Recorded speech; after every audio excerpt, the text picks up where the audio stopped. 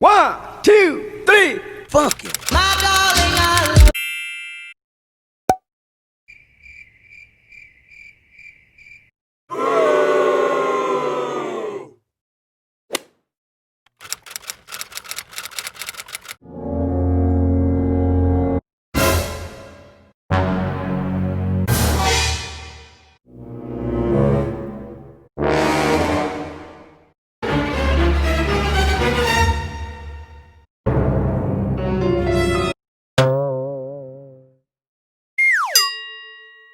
Ooh.